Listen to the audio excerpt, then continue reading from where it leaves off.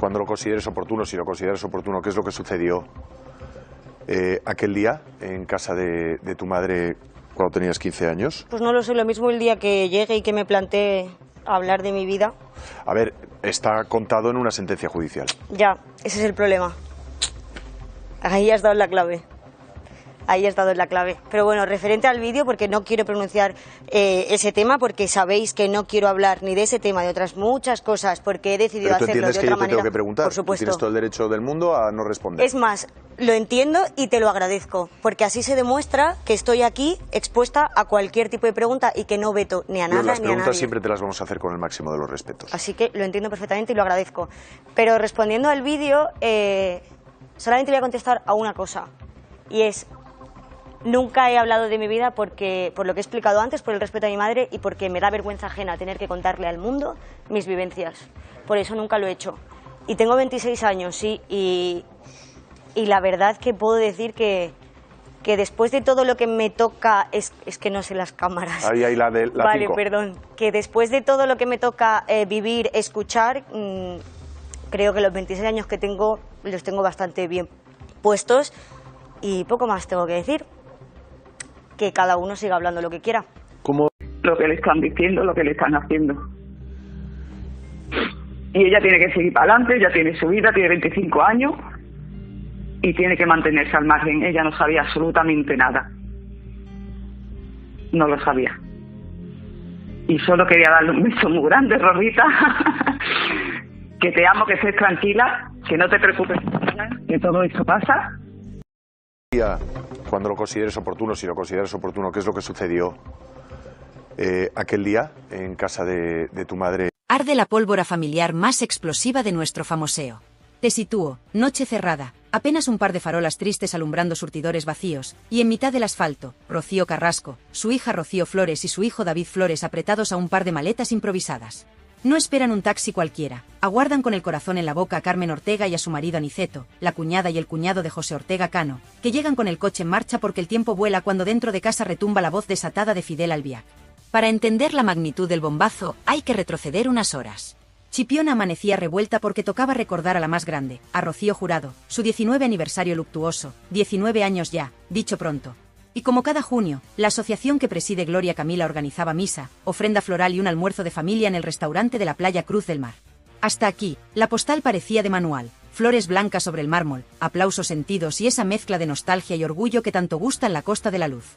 Pero basta con rascar un poco para que salgan las esquirlas. Ni Rosa Benito ni Amador Moedano se presentan, ella alega compromisos televisivos, el dolor es insoportables de espalda.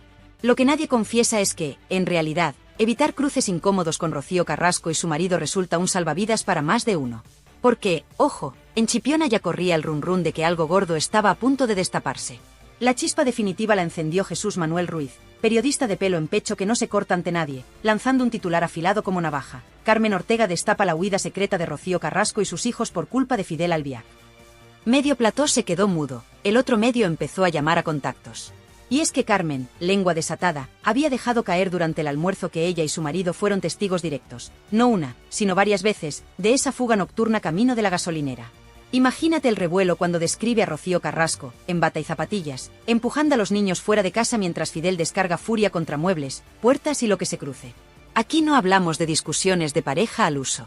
Hablamos, según el testimonio que corre entre bastidores, de gritos que se escuchaban desde la calle y golpes capaces de partir un somier en dos. Hablamos de que la propia Rocío, hija de la más grande, perdía el norte hasta pedir socorro a la familia Ortega Cano con una sola frase por teléfono: «Venid ya, que esto se desmadra». Y allí iban Carmen y Aniceto, de madrugada, sin hacer preguntas, para encontrarla bajo los nians de la estación de servicio, con los niños metidos en el coche a toda prisa mientras Fidel quedaba atrás, rugiendo dentro de un chaleque, por fuera, se vende como refugio de famosos pero, por dentro, retumba como una olla a presión. El dato crucial que Carmen desliza, y que nadie ha conseguido desmontar, es que esa escena se repitió tantas veces que la gasolinera se convirtió en punto de encuentro oficial. Ni refugio improvisado ni casualidad, era lugar pactado para huir sin levantar sospechas dentro de la urbanización donde todo se vigila. ¿Por qué gasolinera y no la puerta del chalet? Muy sencillo, allí se podía esperar con la excusa de repostar. Nadie sospecha de un coche parado junto al surtidor, mientras dentro palpita el miedo. Para rematar, Rocío Carrasco no conduce, así que dependía de alguien que la recogiera. Y si José Ortega Cano estaba en Sevilla, con sus propios fantasmas, la tarea recaía en la cuñada y el cuñado, que han callado casi 2 décadas, hasta ahora. Por eso las palabras de Carmen Ortega no son el típico dardo mediático, son un cañonazo que cambia el relato de arriba a abajo. Porque desmonta la imagen idílica que algunos programas han vendido de Fidel Albiac como caballero protector y coloca el foco en episodios de violencia doméstica que, de confirmarse, explicarían muchas cosas.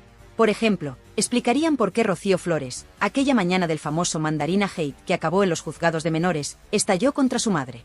No habría sido el fruto de un simple berrinche de adolescente, sino la culminación de años de miedo acumulado y silencios forzados. Graba esto en la memoria. Carmen y Aniceto cuentan que la primera persona que hablaba en cuanto Rocío y los niños entraban en su coche era la propia Rocío Flores, con la voz rota, pidiendo que no la obligaran a volver a pasar otra noche escuchando cómo su padrastro despedazaba televisores a puntapiés. Y mientras ella soltaba lágrimas, su hermano David, siempre más frágil, abrazaba el osito que llevaba consigo para calmar los nervios. Imágenes duras que ninguna campaña de blanqueo puede tapar. Pero aquí viene el giro que hace temblar platós. Carmen Ortega revela que, tras la muerte de Rocío Jurado y la caída de José Ortega Cano en aquel túnel de alcohol y cárcel, la única red de protección real para Rocío Carrasco y sus hijos fueron ellos, los cuñados. Y, aún así, tuvieron que callar por miedo a la artillería judicial de Fidel Albiac, maestro en sembrar demandas para enterrar cualquier testimonio incómodo. De hecho, cuando la niñera Irma Gómez se atrevió a denunciarlo por malos tratos y ganó la primera batalla, Fidel se rindió antes de llegar a apelación, justamente el día que la niñera anunció que llamaría a declarar a Rocío Flores. ¿Por qué el hombre que presume de abogado inflexible retira una querella en el último segundo? Porque, si la niña hablaba, saltaba todo por los aires. Y así llegamos al presente, con Chipiona encendida y medio país haciéndose la misma pregunta. ¿Qué más se esconde detrás de esas huidas nocturnas? ¿Cuánto hay de verdad en los rumores de golpes, insultos y muebles destrozados? Lo que ya es innegable es que la versión de Rocío Carrasco como víctima única cojea cuando aparecen testimonios que la muestran huyendo. Sí, pero huyendo para proteger a sus propios hijos de la ira descontrolada de su pareja. Y aquí nadie olvida la frase de la joven Rocío Flores en aquel plató de Ana Rosa: si yo hablo, se hunde España. Quédate con esta imagen grabada a fuego, la carretera vacía, el rugido lejano del mar de Chipiona y una madre que, en vez de refugiarse en la casa familiar de la calle Larga, espera de madrugada junto a un surtidor porque no confía en que Fidel la deje salir por la puerta principal. Ese es el telón que se alza sobre el relato que hoy comienza y que va mucho más allá de una simple pelea conyugal. Aquí hablamos de miedo, de silencios comprados y de una familia rota que, cada junio, se reúne para honrar a la más grande mientras, por debajo, late una verdad que todavía nadie se ha atrevido a contar entera. Y mientras los focos del mausoleo se apagan y las flores frescas empiezan a marchitarse, el rum rum crece. ¿Cuánto tiempo tardará Rocío Flores en romper el silencio? ¿Cuánto tardarán Carmen Ortega y Aniceto en poner nombres, fechas y golpes sobre la mesa? La pólvora está servida, y cada palabra que sale de Chipiona prende una mecha que, tarde o temprano, va a estallar en pleno prime time. No pierdas detalle porque, después de aquella huida que la familia ha intentado tapar durante años, la madeja sigue desenredándose sola. A la mañana siguiente de la famosa noche de la gasolinera, la urbanización Valdelagua amaneció llena de rumores. La portera de la garita, esa que lleva décadas viendo entrar y salir coches de lujo, juraba haber escuchado golpes secos hasta muy entrada la madrugada. No uno ni dos, varios, como martillazos contra los tabiques. Y lo que más le llamó la atención fue ver rodar, a eso de las 3, un televisor de plasma hecho añicos que cruzaba literalmente la puerta principal antes de estrellarse contra el murete del seto. Nadie lo recogió. Nadie preguntó. Porque ahí dentro todo el mundo sabe que el silencio compra seguridad, y enfrentarse a Fidel Albiac es exponerse a un aluvión de demandas capaz de arruinar a cualquiera. En ese ambiente de tensión permanente vivía Irma Gómez, la niñera que entró en la casa siendo poco más que una chiquilla y se marchó, 2 décadas después, convertida en el único testigo al que Fidel no pudo hundir pese a su maquinaria judicial. Irma, que ha rehecho su vida lejos de los platós, llegó a confesar en privado, y esa confesión corre ahora como pólvora de grupo en grupo, que su mayor miedo cada noche era el sonido de las llaves chocando contra la puerta, no las de Rocío Carrasco, que entraba agotada de grabaciones, sino las de Fidel, que volvía con el gesto torcido y la paciencia bajo mínimos. Según la versión que nunca pudo relatar en televisión, a él le bastaba ver un cojín fuera de lugar para desatar la tormenta. Y cuando la tormenta estallaba, lo primero que hacía Rocío Carrasco era agarrar a los niños por la muñeca y buscar refugio en la habitación de invitados, la única con cerrojo por dentro. Imagina esa escena, la madre apretando el pomo con una mano, tapando la boca de David con la otra para que no llorara y alertara a Fidel, mientras Rocío Flores, ya con 14 años, temblaba pero sostenía la mirada a su padrastro a través del hueco de la puerta. Esa mirada, contaba Irma, fue el germen de la batalla legal que vendría después. Porque Rocío Flores no era una niña que se amedrentara fácilmente. Cada golpe que escuchaba reforzaba su convencimiento de que aquello no podía normalizarse. Y cuando, tiempo después, verbos como violencia vicaria empezaron a colarse en los debates de sobremesa, ella ya había aprendido a base de gritos que las etiquetas mediáticas sirven de poco cuando la casa se convierte en campo de batalla. Pero abramos otro cajón aún más incómodo, el de la herencia de Rocío Jurado. Ese dinero que tantos comentaristas defienden como intocable, resulta que fue clave para financiar un flujo constante de televisores nuevos, puertas repintadas y muebles sustituidos. Según un proveedor de interiores que trabaja con varias mansiones de la zona, y que prefiere mantenerse en el anonimato para no morir a demandas, la casa de Rocío Carrasco llegó a encargar, en un solo año, 3 juegos de somieres idénticos. No había reforma, no había termitas, explica con sorna, solo mucha urgencia por reponer tablillas rotas a patadas. Y cada factura salía a nombre de Rocío, nunca de Fidel. Eso sí, el reparto de culpa se invertía frente a la prensa. Ella la víctima pública, él el esposo solidario, y los golpes nunca existieron porque ningún programa se atrevía a mencionarlos sin la palabra presunto pegada al titular como si fuera un chaleco antibalas. Volvamos a Chipiona, donde Carmen Ortega soltó la bomba que hoy nos tiene pegados a la pantalla.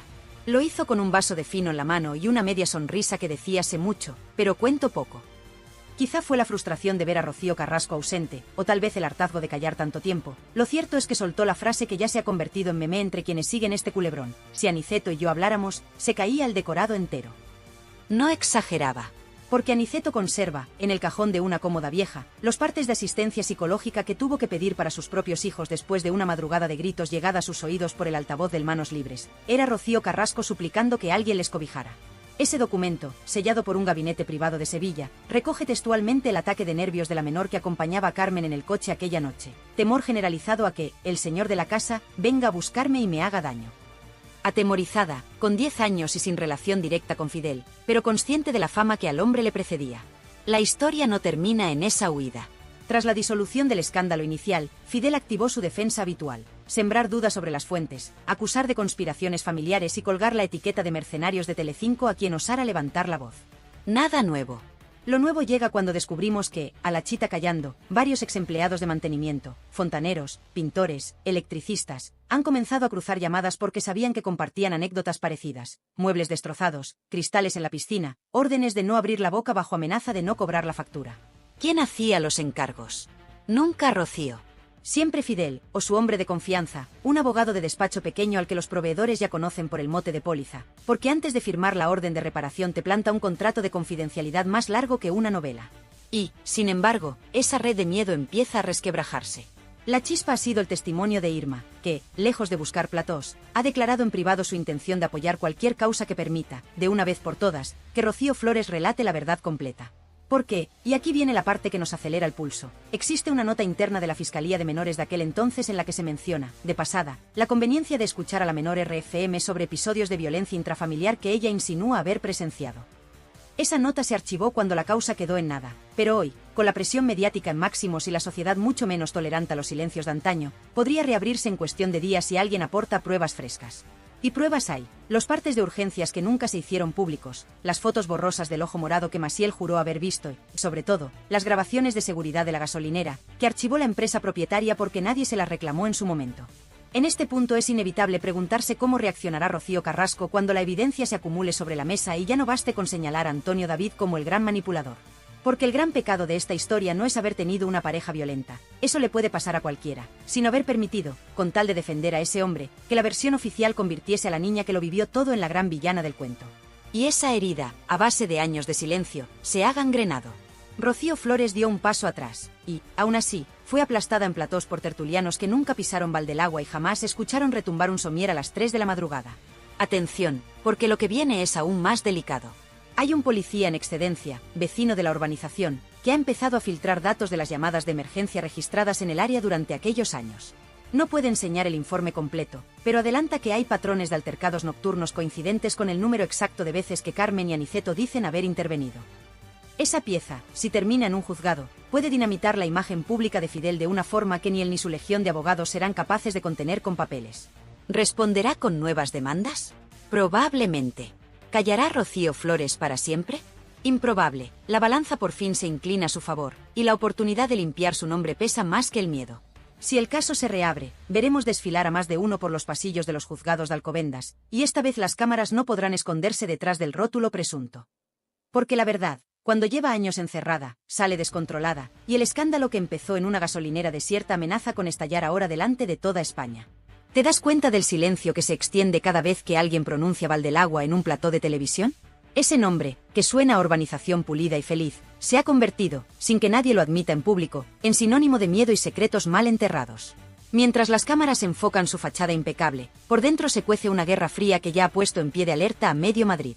A estas alturas se rumorea que una docena de periodistas del corazón han empezado a recibir llamadas anónimas con advertencias veladas.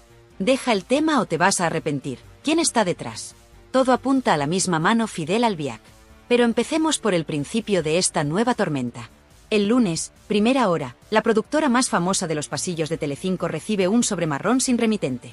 Dentro, una memoria USB y una nota escrita a mano. Imágenes de la gasolinera, madrugada del 15 de marzo de 2004.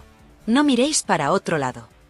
Esa fecha coincide, palabra por palabra, con una de las noches que Carmen y Aniceto señalan como fuga familiar. Los responsables del programa abren el archivo con 1000 precauciones. Se ve a una mujer en bata, el pelo recogido a toda prisa, empujando a dos criaturas de aspecto desorientado hacia la parte trasera de un turismo. El vídeo es borroso, grabado desde la cámara de seguridad.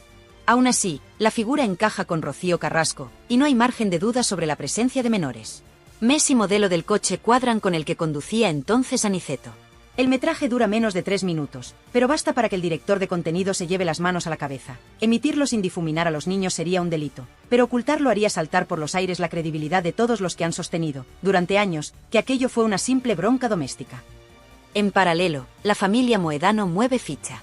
Amador, que siempre camina entre la lealtad y el desahogo público, se graba un vídeo casero de casi 10 minutos. No lo cuelga en ninguna red social, se lo envía, directo, a un par de redactores de confianza. Entre titubeos y tragos de agua, confirma que la tía Carmen no exagera un ápice. Relata, por primera vez, el día que Rocío Jurado le llamó llorando porque Fidel había vuelto a perder los estribos y los niños estaban aterrados. Cuenta también cómo la más grande, ya enferma, se preguntaba en voz alta si aquella relación no acabaría arrastrando a su hija a un pozo sin fondo.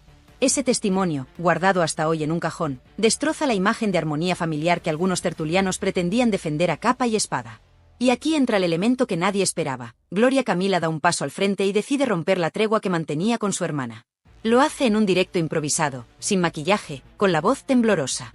Afirma que, siendo casi adolescente, acompañó a su padre a recoger a Rocío Carrasco a las puertas de aquella misma gasolinera. Describe las maletas abiertas en medio del suelo y los juguetes desperdigados, como si hubieran huido con lo puesto. Y confiesa algo que eriza la piel, que Fidel salió tras ellos, a paso rápido, pero frenó en seco cuando vio a José Ortega Cano bajar del coche con semblante firme. Esa escena marca, según Gloria, el punto de no retorno.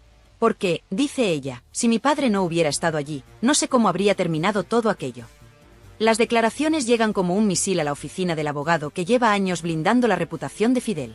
El letrado convoca de inmediato una reunión de crisis en un despacho del centro de Madrid. Asiste la plana mayor de su equipo, civil, penal y comunicación. Sobre la mesa, una orden expresa: frenar esta sangría de testimonios antes de que un fiscal vuelva a revisar el archivo. Ni siquiera pretenden demostrar inocencia, porque el daño moral ya está hecho. Buscan únicamente que los nuevos vídeos y testimonios no vean la luz. Para ello preparan la estrategia clásica: inundar los juzgados con solicitudes de medidas cautelares, alegar derecho al honor y presunta manipulación de las imágenes. Una guerra de papeles que ya les ha funcionado otros años, pero que esta vez se enfrenta a un enemigo distinto. La sociedad ha cambiado. Mientras tanto, Rocío Flores observa el vendaval desde Málaga, donde graba una campaña publicitaria. El móvil no deja de vibrar con mensajes de productores prometiéndole oro y cámara para sentarse a contar su versión. La joven, que lleva años guardando silencio por consejo legal, se encuentra ahora en una encrucijada. Hablar significaría señalar a su madre como víctima indirecta de los arrebatos de Fidel, pero también significaría cerrar de una vez la herida que la ha convertido en diana constante de insultos. Su entorno asegura que sopesa declarar ante un notario, sin cámaras, para blindar su testimonio antes de que alguien lo tergiverse. Sería la jugada maestra: dejar constancia oficial y luego, si llega a juicio, respaldar a los testigos adultos sin exponerse al circo mediático. Mientras la familia se divide entre quienes callan por temor y quienes ya no quieren callar, Televisión Española guarda un silencio que huele a prudencia calculada. No hay que olvidar que la cadena pública invirtió una fortuna en aquel documental donde Rocío narraba su verdad sin fisuras. Admitir ahora que existen piezas ocultas dejaría a más de un directivo con la carrera descarrilada. Fuentes internas confirman que se han intensificado las reuniones de contenido para decidir si, llegado el punto, la corporación admite su ceguera o redobla la apuesta y se mantiene en el relato original. En la balanza pesan millones de euros en derechos internacionales y la credibilidad de un formato que aspiraba a reescribir la historia de la violencia de género en España. En las redes, la conversación sube de temperatura. Hashtags como gasolinera de la verdad y Rocío Flores habla ya se convierten en tendencia en cuestión de horas. Twitter arde con capturas de las viejas entrevistas de Carlota Corredera defendiendo a Fidel como marido ejemplar. La presentadora, que preparaba su regreso a la televisión, ve cómo su reputación se desploma a otro peldaño. Sus antiguos compañeros de plató, lejos de tenderle la mano, tuitean emojis de palomitas y frases ambiguas. Todos olían a tormenta, pero pocos se atrevieron a decirlo en directo. Y en medio del ruido surge una pregunta que retumba como un trueno. ¿Dónde está Rocío Carrasco? Hace días que no se pronuncia, ni para desmentir ni para confirmar. Dicen que ha apagado el móvil y que pasa las horas en el estudio musical donde ensaya Anabel Dueñas, su amiga del alma. Pero ni la música es capaz de tapar el eco de las antiguas discusiones que ahora resuena en cada tertulia. Alguien cercano a la cantante asegura que Rocío llora a solas, rota entre la lealtad a su pareja y el miedo visceral a que los recuerdos vuelvan a golpearla como una andanada. Porque, a estas alturas, reconocer que esas noches en la gasolinera fueron reales supondría desmontar el relato que la ha protegido judicial y mediáticamente durante más de 2 décadas. Lo cierto es que la pelota está en el tejado de los fiscales. Con los nuevos indicios, basta un pequeño empujón para reabrir diligencias previas. Y si eso ocurre, la cadena de silencio que Fidel ha tejido saltará por los aros de hierro de la justicia. En los pasillos de los juzgados de Alcobendas ya se comenta que sería la primera vez que la hija de la más grande se sienta en calidad de testigo en lugar de narradora protagonista. Un giro dramático que pondría fin a los guiones prefabricados y arrancaría la verdad con luz, taquígrafos y, sobre todo, declaraciones bajo juramento. Mientras los vecinos se asoman entre cortinas con la ansiedad de quien teme que salga a la luz aquello que lleva años guardando tras muros de piedra y apariencias de revista. Y nosotros, desde aquí, seguimos el hilo, conscientes de que cada silencio roto es un paso más hacia el día en que Chipiona deje de ser canción de verano para convertirse en epicentro de la verdad más incómoda del corazón patrio. Porque la marea está subiendo, los nombres ya no caben bajo la alfombra, y la próxima ola puede arrasar, de una vez por todas, el castillo de naipes que tantos han intentado sostener con mentiras, contratos y miedo. Lunes por la tarde, sede central del Colegio de Abogados de Madrid. Entra un ex policía nacional, retirado pero con contactos aún muy vivos, portando un maletín blindado que custodia como si llevara oro. Lo escoltan 2 letrados jóvenes, mirada tensa, corbatas mal ajustadas. Entregan en registro una denuncia formal con copias de 17 atestados de patrulla que recogen intervenciones en Valdelagua entre 2003 y 2006, llamadas por fuerte altercado domiciliario, rotura de mobiliario con daños a terceros, y lo más grave, una petición urgente de traslado de menores por episodio de agresión verbal y riesgo de agresión física inminente. Las firmas de los agentes están ahí, selladas y fechadas. Nunca llegaron a juicio porque, atención, cada una se archivó por incomparecencia de la parte denunciante. Traducción sencilla, alguien con influencia hizo las maletas legales antes de que el caso pasara a manos de un juez. Ese ex policía rompe ahora su silencio. Dice que ya no le asusta la sombra de las demandas porque está harto de ver cómo se enjuicia a la víctima equivocada. Y afirma alto y claro que, en más de un servicio, los críos, Rocío Flores y David Flores, salieron en brazos de los agentes, pálidos como la cera, mientras Rocío Carrasco buscaba llaves y abrigo temblando. El uniformado asegura que, una vez en la calle, Fidel no pidió explicaciones ni se preocupó por los menores, solo repetía que todo era un asunto íntimo y que él llamaría a su abogado. Señoras y señores, esto ya no es rumor, son documentos firmados con número de expediente, listos para entrar por registro en la fiscalía si alguien se atreve a impulsarlos. Y aquí llega la reacción en cadena. A las pocas horas de hacerse público que existen esos atestados, un portavoz oficioso de Televisión Española convoca a la prensa de pasillo. Pocas veces se ha visto tanto nerviosismo en Torre España. Confiesan que, si la justicia reabre diligencias y confirma episodios de violencia no contados, el documental que emitieron se convertirá en un ejemplo de falta de contraste informativo digno de manual. Eso, traducido a euros, es indemnización por publicidad engañosa a anunciantes y fuga inmediata de patrocinadores internacionales. Un colapso reputacional que ningún directivo quiere en su hoja de servicios. Se plantean, incluso, retirar temporalmente el formato de la plataforma bajo el argumento de revisión editorial por nuevos datos. Algo inaudito. Mientras tanto, Telecinco olfatea sangre. El viejo animal carroñero de Fuencarral ve la oportunidad de oro para recuperar terreno perdido y convoca a última hora a sus figuras históricas. El plató se llena de viejos guerreros, los que se fueron peleados, los que juraron nunca volver, y los que se marcharon a la pública para abrazar la causa de Rocío Carrasco. Hay llamadas cruzadas, contratos relámpago y, sobre todo, promesas de libertad absoluta para despellejar un relato que, de confirmarse los atestados, se viene abajo como castillo de arena. Los focos apuntan a Carlota Corredera, que guarda silencio, pero fuentes internas cuentan que su equipo legal estudia el término negligencia profesional como salvavidas y la marea arrastra su nombre. La otra cara de la moneda es la reacción de los colectivos feministas que en su día se aferraron a la serie documental como bandera de lucha. Varias asociaciones emiten un comunicado urgente diciendo que defender a las víctimas de violencia machista no implica poner vendas ideológicas cuando aparecen nuevas pruebas. Traducido, no van a quemarse por alguien que pudo maquillar parte de la verdad. El discurso se quiebra y el debate se polariza más que nunca. De un lado, los que siguen viendo a Rocío Carrasco como símbolo; del otro, los que defienden que cada testimonio oculto la convierte en cómplice silente de su propia historia. En este terremoto, surge un personaje clave que hasta ahora se mantenía en discreto segundo plano: la abogada que asesoró a Rocío Flores cuando estalló la guerra civil familiar. Esta letrada, curtida en pleitos de alto voltaje, filtra un digital que guarda en un disco encriptado la cronología exacta de episodios violentos referidos por la menor en su día y nunca admitidos como prueba. ¿Por qué no se usaron?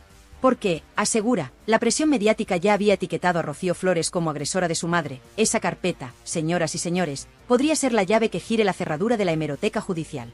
Avancemos a las redes sociales, el termómetro que hoy lo mide todo.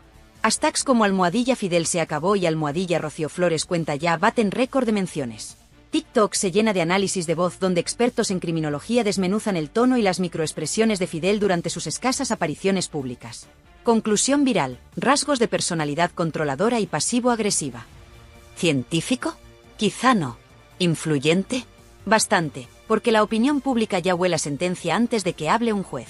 Y ojo al dato que revienta los grupos de WhatsApp. Alguien filtra un audio en el que se escucha, presuntamente, a Fidel llamando inútil a Rocío Carrasco y amenazando con sacar a la calle los trapos sucios de la familia si ella insiste en marcharse con los niños. La calidad es mala, pero un perito fonográfico contratado por un medio digital afirma que la voz concuerda al 95%. Si se corrobora la autenticidad, es munición directa contra la imagen de marido pacífico que su equipo legal defiende a capa y espada. En medio de este fuego cruzado, llega la reacción desde Chipiona, epicentro sentimental de la saga Jurado. El ayuntamiento, temeroso de que la polémica empañe los actos anuales en honor a la más grande, convoca reunión urgente con la familia Moedano. Sobre la mesa, la posibilidad de aplazar la próxima misa conmemorativa y la tradicional ofrenda floral. No quieren que el cementerio se convierta en plató improvisado de reporteros que cazarán cada lágrima o gesto de los asistentes. La tensión entre turismo y respeto a la historia local alcanza cotas máximas. El pueblo se divide entre los que quieren paz y los que creen que la verdad de Rocío Jurado exige destapar todo, caiga quien caiga. Y mientras políticos, abogados y televisiones hacen cábalas, la vida cotidiana de Rocío Flores da un giro sospechoso. Un periodista la fotografía saliendo de una clínica de psicólogos en Málaga. No es la primera vez, pero hoy la estampa vale su peso en clics. La joven, visiblemente cansada, evita preguntas, pero quienes la vieron dentro hablan de una sesión maratoniana que superó las 3 horas. Fuentes médicas no confirman ni desmienten, aunque señalan que un testimonio traumático de infancia necesita preparación terapéutica antes de ser declarado ante un juez. La señal es clara, se acerca el momento de hablar. En el bando contrario, Fidel se blinda en su casa y refuerza seguridad. Ha contratado a un antiguo escolta de discoteca y ha instalado cámaras extra que apuntan a la valla perimetral. El vecindario comenta que han visto a su abogado entrando y saliendo deshoras, y, lo más llamativo, que las luces del despacho de la planta baja permanecen encendidas toda la noche. Ya nadie duda de que preparan la defensa contrarreloj, localizar fallos procesales, impugnar cada atestado policial por caducidad o falta de sellado adecuado, si todo falla, desacreditar moralmente a cada testigo acusándolo de ávido de platós y dinero fácil. Estrategia de manual, sí, pero la marea esta vez arrastra más arena de la que su dique puede contener. La pregunta que flota en cada redacción es simple: ¿habrá querella masiva de la familia Ortega Moedano contra Fidel? Los abogados consultados dicen que, si se verifica la violencia frente a menores, bastaría el testimonio de Carmen Ortega unido a los atestados para exigir responsabilidad penal y civil. Y aquí entra otra pieza crucial: el seguro del hogar de Valdelagua incluye cláusulas que eximen a la compañía si la vivienda se usó como entorno de actividades ilícitas continuadas. Si se declara mal uso, la aseguradora podría reclamar a Rocío Carrasco y a Fidel los más de 200.000 euros que pagó durante años en reparaciones de urgencia. Es decir, un boomerang económico de proporciones bíblicas. Hoy, por fin, alguien va a hablar. No hablamos de un testigo secundario ni de un tertuliano de medio pelo. Hablamos de Rocío Flores, esa muchacha convertida en mujer a golpe de titulares que carga sobre los hombros la etiqueta de hija rebelde que, sin embargo, fue la niña que escuchó cada crujido de pared, cada televisor estallando contra el suelo, cada insulto escupido en la cocina. Lleva meses preparándose, repasando memoria con psicólogos, respirando hondo cada vez que ve su nombre trending y conteniéndose cuando le ofrecen exclusivas millonarias. Y hoy, según fuentes directas del juzgado de Alcalá, plasma por escrito lo que el país entero sospecha pero nadie se ha atrevido a jurar bajo pena de falso testimonio. Mientras se acerca la hora, el vecindario de Valdelaguas sufre algo parecido a un eclipse moral. Quien ayer defendía la discreción, ahora se asoma por la rendija y levanta el pulgar en señal de ya era hora. Los repartidores de prensa reparten gratis un suplemento especial con la cronología completa. En la portada, un título en mayúsculas que retumba: La noche de la gasolinera ya tiene voz. Hay colas para comprar café en el minisúper de la urbanización y todas las lenguas coinciden en lo mismo. Los muros de piedra y los setos recortados ya no sirven de parapeto cuando la verdad entra por antena de televisión y se cuela hasta el último salón. Pero vayamos al corazón del terremoto. La comparecencia de Rocío Flores no será a puerta cerrada. El juez, consciente de la repercusión, ha permitido que un puñado de periodistas acreditados sigan el relato desde una sala contigua. No habrá cámaras, pero sí grabadores oficiales. Se transcribirá cada palabra, y esa transcripción será pública en cuanto acabe la sesión. Fidel Albiac, que hasta ayer todavía confiaba en conseguir medidas cautelares, llega con rostro de piedra y mirada fija en el suelo. Rocío Carrasco no acude, su abogado alega cuadro de ansiedad aguda. El asiento vacío de la madre, flanqueado por la prensa, duele más que 1000 portadas, porque certifica que el último puente afectivo se ha quemado mientras ardía el viejo relato televisivo. La declaración empieza y lo primero que hace Rocío es situar la escena que nos ha tenido en vilo. Yo salí de casa porque había miedo, miedo real. Lo dice despacio, sin florituras, con la voz firme de quien ha repetido la frase 1000 veces al espejo. Cuenta que la madrugada del 15 de marzo, la misma del vídeo de la gasolinera, no fue la más violenta, pero sí la primera en la que sintió que su padrastro podía pasar de los muebles a las personas. Describe un portazo que retumbó como una escopeta, describe cómo su madre le temblaba el pulso al marcar el número de la tía Carmen, describe el olor a gasolina mientras esperaban bajo las luces blancas del surtidor. Y cuando el juez le pregunta si aquellas huidas fueron esporádicas o una rutina, ella responde con la claridad de un parte meteorológico: Señoría, si llovía una vez a la semana, nosotros salíamos una vez a la semana.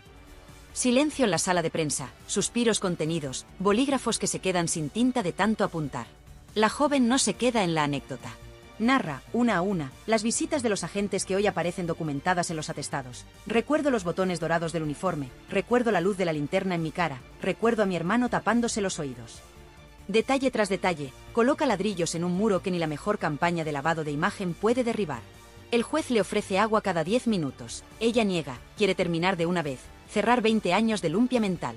Y lo logra con una frase que atraviesa como aguijón: no vengo a hacer daño, vengo a parar un daño que no cesa mientras se siga llamando mentirosa a la niña que fui. En la calle, las reacciones se suceden. Los periodistas salen corriendo a los móviles y susurran titulares explosivos a las redacciones. Las tertulias improvisan especiales de última hora. Telecinco coloca rótulo rojo y avanza declaración demoledora. Rocío Flores confirma episodios violentos frente a menores. En la pública, silencio de plomo, apenas un breve en el telediario del mediodía. La palabra revisión editorial planea sobre los pasillos como buitre paciente. Y en redes, la marea de mensajes rompe récords. Los que hasta ayer defendían a Fidel enarbolan presunción de inocencia mientras los nuevos datos se amontonan. Los que apoyaban sin fisuras a Rocío Carrasco ahora respiran hondo y piden prudencia. No quiere, sentirse engañados otra vez. Pero toda historia épica necesita un acto final, una suerte de justicia poética que remueva conciencias y abra camino. Llega al caer la tarde, cuando el juez, bajo la presión de documentos, vídeos y testigos, dicta la apertura de diligencias previas por posible delito continuado de maltrato en presencia de menores. No es condena, es punto de partida. Pero golpea como mazazo en pleno prime time y convierte ese asiento vacío de Rocío Carrasco en la sombra más larga de la jornada. Fidel sale del edificio escoltado, sin pronunciar palabra. Su abogado titubea ante los micros y solo consigue decir que la verdad se defenderá. Una frase hueca que suena a campana pequeña tras el estruendo de los atestados. Ahora bien, ¿qué hacemos nosotros, los que estamos delante de la pantalla, los que damos vida a este canal con cada clic y cada comentario? Pues lo que mejor sabemos hacer, exigir coherencia a los poderosos y abrazar la sencillez de llamar a las cosas por su nombre. No es cuestión de bandos, es cuestión de hechos. Si las pruebas confirman violencia, que caiga todo el peso de la ley. Si alguien participó en blanquearla, que responda ante la audiencia que sostuvo su sueldo. Y si los niños de ayer, hoy adultos, se atreven a romper el silencio, que sientan nuestro apoyo, porque la vergüenza no es suya, sino de quienes les robaron la calma con portazos y promesas vacías. Y ahora, respira conmigo un segundo, que llega la traca final, esa reflexión que remata todo lo que acabamos de vivir y deja el ronrón latiendo en tu cabeza hasta el próximo bombazo. Porque, seamos claras, después de escuchar a Rocío Flores plantar cara, de ver a Fidel encogido tras su abogado y de comprobar que los papeles de la policía pesan más que cualquier exclusividad, solo hay una conclusión posible: el miedo cambió de bando. Hoy las puertas de Valdelagua ya no crujen por los portazos, crujen porque la verdad empuja desde dentro, y cuando la verdad empuja, ni las vallas altas ni los contratos de confidencialidad valen un pimiento. Así que, amiga, amigo, si te hierve la sangre de indignación o te vibra el pecho de pura curiosidad, haz algo más que mirar la pantalla. Dale al botoncito de suscribir, que es gratis y nos da la vida. Así no te pierdes la próxima entrega, porque te prometo que habrá próxima y que vendrá cargada de detalles tan jugosos que vas a dejar el café a medio sorbo. Y ya que estás, suelta ese like bien fuerte, que no cuesta nada y empuja este vídeo arriba del todo para que la historia llegue a quien tenga que llegar. Que las plataformas no decidan que se ve y que se tapa, decidimos tú y yo a base de clics. Comparte el enlace con tu vecina, con tu cuñado, con la prima que vive en Suiza y todavía defiende a Fidel porque solo ve la tele pública. Reenvíalo en el grupo familiar, ese que siempre anda aburrido con cadenas de buenos días, y diles, aquí tenéis la realidad, sin edulcorantes.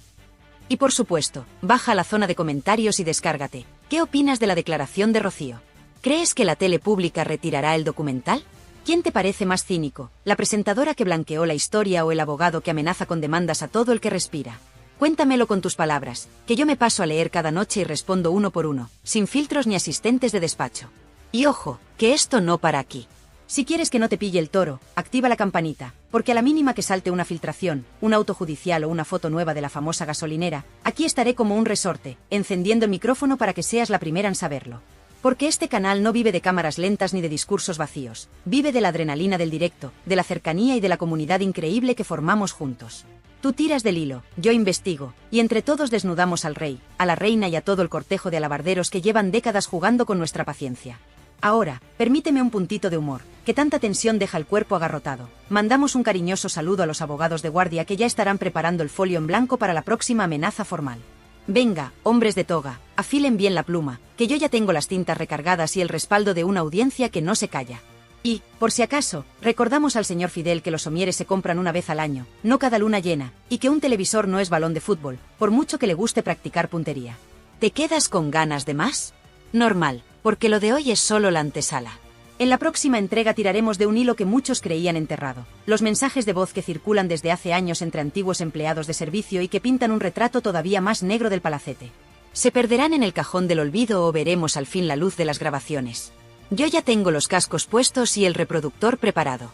Y, atención, que la cosa no acaba en Valdelagua. Chipiona guarda nuevos testimonios de vecinos que asistieron a huidas relámpago por carreteras secundarias, y vamos a poner nombres, fechas y matrículas. Con documentos, no con habladurías. En resumen, hoy hemos visto a un gigante de barro agrietarse, y la primera grieta la provocaste tú, que apoyas este canal con tu fidelidad, con tu comentario, con ese like que parece pequeño pero retumba como trueno cuando miles lo hacen a la vez.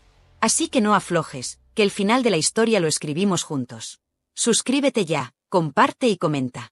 Porque la próxima exclusiva puede estallar cuando menos te lo esperes, y solo los que están al loro se llevan el pastel calentito.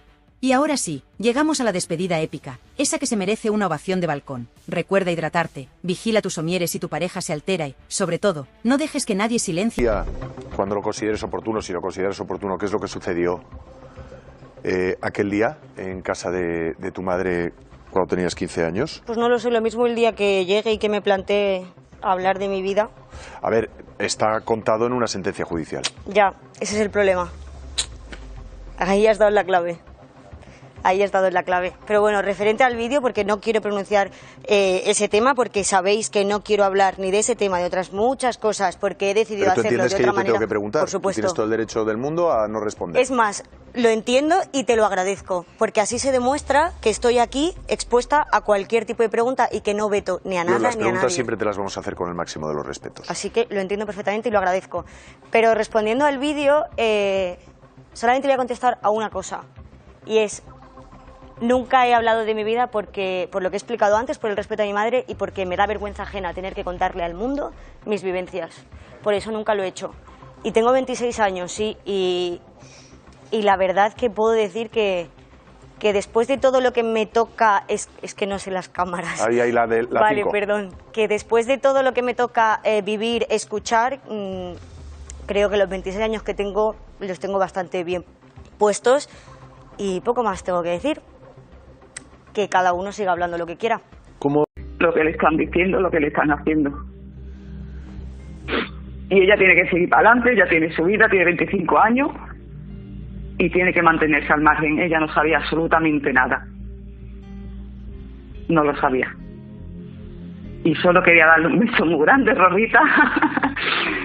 Que te amo, que estés tranquila, que no te preocupes. que todo esto pasa. Cuando lo consideres oportuno, si lo consideras oportuno, ¿qué es lo que sucedió aquel día en casa de tu madre? Y una curiosidad, ¿a ti quién es la persona que más te influye en tu vida? ¿Tu novio, tu padre, Olga, tu hermano David, una prima? ¿Pero influirme en qué? Pues en tu pensamiento un poco, o la persona que tú más te fías a la hora de dirigir tus pensamientos. ¿Quién es tu referente No, al final? es que ¿sabes sobre qué pasa? todo en tu faceta televisiva. Que siempre... a ver, ¿cómo te lo explico? Yo he tenido siempre muchas discrepancias por cómo pienso. Entonces, yo te escucho, pero luego hago lo que quiero. Por lo tanto, no me influyes. Yo cojo de ti la parte positiva, te escucho a ti tal y que cual. Pero no soy una persona... Que tengas un referente, claro. No tienes un referente, claro. ¿Sabes? Porque es que entonces ya, si no, no tendría personalidad ninguna. Y yo creo que cada vez que me siento aquí soy lo más sincera posible y la gente que me conoce pues sabe un poco mis pensamientos en cuanto a qué temas. O sea, y todo este tiempo, ¿tú has puesto en duda alguna parte del relato de tu padre durante todos estos años? Porque ahora tienes otra información que hasta ahora no tenías. ¿Te lo has planteado? ¿Qué información tengo ahora que hasta ahora no tenía? Hombre... De la docuserie. La docuserie, vale. Exacto. Te contesto a esta pregunta que ya me la habéis hecho también en varias ocasiones, como la he contestado siempre. Mira, nunca me ha hecho nada, no me ha hecho falta dudar de nada del relato de mi padre, porque, ¿cómo te lo explico? Todo lo que se dice en el documental no me ha hecho falta conocerlo porque ya lo conocía, porque lo he vivido. Entonces no me ha hecho falta en ningún momento... Pero lo que tú has vivido... Oye, ¿esto qué es? Pero lo que tú has vivido coincide con lo que has visto. O sea, lo que tú has vivido... Si te contesto esa pregunta te estaría resolviendo al documental. A ver, pero está claro y que es a lo justamente mejor... lo que estoy no haciendo. Porque pretendo hacerlo de otra manera en otro sitio. No, si algo que tienes es personalidad, ¿eh? Eso, vamos, y carácter. Es que parece que muchas veces no, pues yo no lo creo. Vamos, tu prima, tu tía,